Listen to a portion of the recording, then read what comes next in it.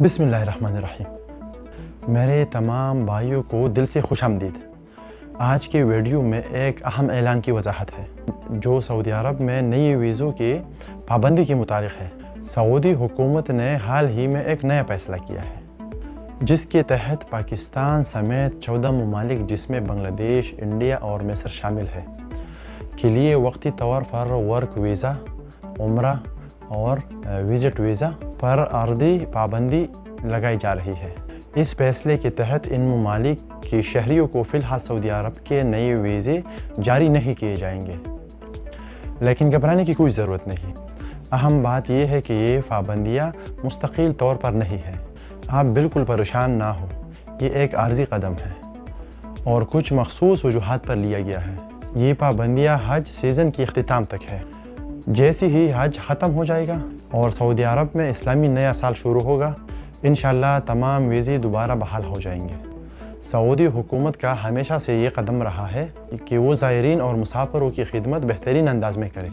यही वजह है कि कभी कभी ऐसे हिफाजती इक़दामात किए जाते हैं ताकि सब के हिफाजत और इंतज़ामात बेहतर हो सके। लिहाजा मेरे तमाम भाइयों से गुजारिश है कि सब्र और तहम्मुल का मुज़ाहिरा करें।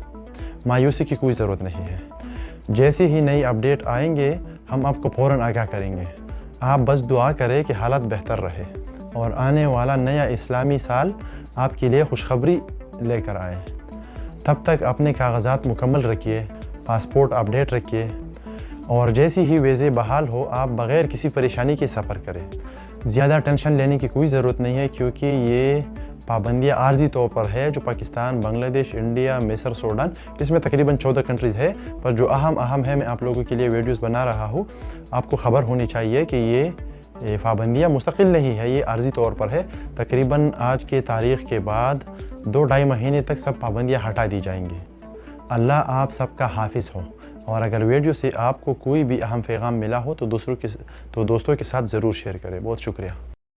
अस्सलाम वालेकुम हाजिर भाई ډیره مننه ویډیوګانې ګورئ دومره خوښوئ سپورټ کوئ یو جان مننه حضرت भाई را تاسو مبارک کی وي چې دې ډیر خوښي هر ویډیو دی ګوري یو جان مننه تاسو د سپورټ اوسه